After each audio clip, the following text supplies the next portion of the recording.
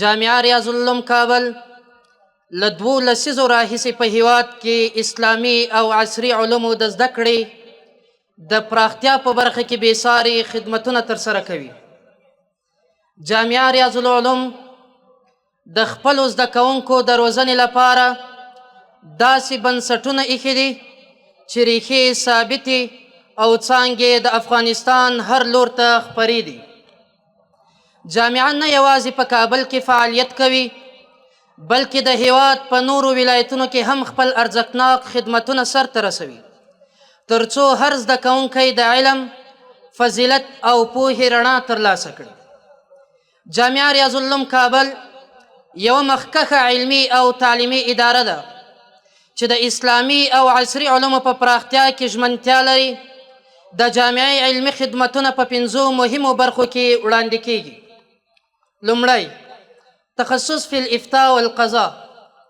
دلته اسلامي فقه او قضا عملي زده کړې ترلاسه کوي څو د عدالت او پوهې بنسټ او اساس نور هم قوي او مستحکم کړي او تر دا مهاله یې په زرګونو شرعي پوښتنې او استفتاوې ځواب کړي دي. دوهم، درس نظامي. له ابتدایي درجې څخه نیولې بیا تر وړې دورې پورې د معارف د نصاب مطابق درسونه ویل کیږي چې د راتلونکي کال په پلان کې د لویې دورې پیل هم شامل دی. دریم، د مکتب برخه. له ابتدایي صنف څخه بیا د لیسې تر کچې د معارف د نصاب مطابق تدریسیږي. څلورم، د قرآن کریم د حفظ څانګه.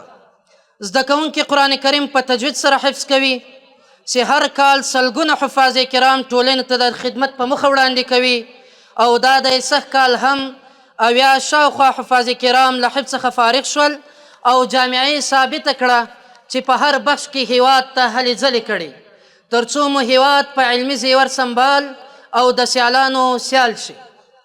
پنځم، معهد اللغة العربیه.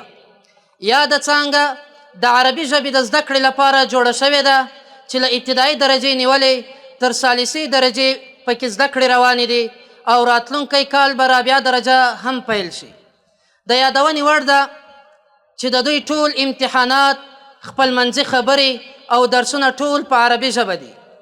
باید ووایم چې جامعه زده کوونکي د لیکوالۍ په مهارتونو او د خطابت په هنر هم روزي څو خپل فکري او اخلاقي استعدادونه په څرګنده توګه وړاندې کړي او دوی د لیکنې له لارې خپل نظریات ښکاره کړي او اسلامي او عصري علومو په رڼا کې د ټولنې د ښوونیز او فرهنګي اړتیاو لپاره اغیزمنې مقالې، لیکنې او راپورونه جوړ کړي.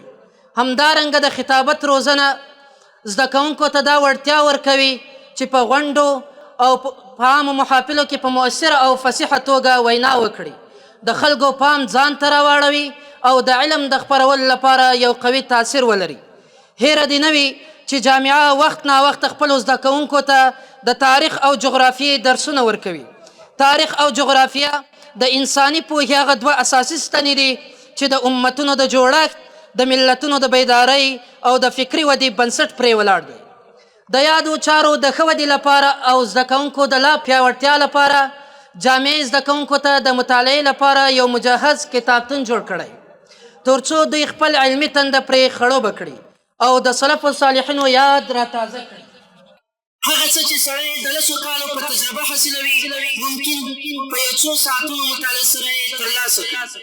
د جامعه ریاض العلوم کابل څانګې جامعه غواړي خپل دغه خدمات د هیواد 2 کروړ ته ورسوي او ټول هیواد د دیني او عصري زده کړو په مرکز بدل شي.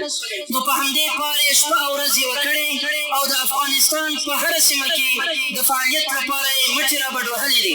په دې لړ کې ځینې څانګو ته مختصره اشاره کوو. لومړی، د پکتیا ولایت زرمت ولسوالۍ څانګه. د یادې څانګې ټولې تعمیراتي چارې سرته رسېدلې او راتلونکی کال به د زده کوونکو پر مخ پرانیستل شي. په ټوله کې دا مرکز د پکتیا د زده کوونکو لپاره د معیاري علمي چاپېریال د برابرولو مهم ګام دی. دوهم، غزني ولایت مقر ولسوالۍ څانګه. ودانۍ په تعمیراتي مرحله کې ده او په نږدې راتلونکي کې به زده کړې پکې پیل شي. دا څانګه د غزني ولایت د زده کوونکو لپاره د اسلامي علومو او عصري زده کړو عالي فرصتونه برابروي. دریم د زابل ولایت شاجوی ولسوالۍ څانګه فعلا سلګونه زده کوونکي په دې ځای کې په زده کړو بوخت دي. دلته زده کوونکي د قرآن حفظ، درس نظامي او مکتب او نورو علمي مضامینو په زده کړه بوخت دي تر څو د ټولنې لپاره لوړ استعدادونه وروزل شي. څلورم د هلمند ولایت څانګه، دلته هم سلګونه زده کوونکي په زده کړو بوخت دي او په یاد ولایت کې دغه څانګه د علمي ودې او فضیلت د پراختیا مهم مرکز ګڼل کیږي. پایله: جامعه ریاض العلوم کابل د قرآن کریم د آیات اصلها ثابت وفرعها فی السماء په رڼا کې د علم ټینګه ریښه ساتلې او خپلې څانګې د ټول هیواد په ګوټ ګوټ کې پراخې کړي دي. هر لوستونکی د جامعې د پراخوالي، ژمنتیا، د لیکوالۍ او خطابت د روزنې په لیدو حیران پاتې کیږي او په دې پوهیږي چې د هیواد د راتلونکي د جوړونې په برخه کې جامعه یو بېساری نقش لري. په پای کې دعا کوم چې الله جل شانه دا علمي اداره د زده کوونکو لپاره د علم، فقه، اخلاق او فضیلت په مرکز بدل کړي او هر زده کوونکی په علمي او دیني پوهه مالامال کړي او ټول هیواد د پوهې او فضیلت په رڼا ورسوي.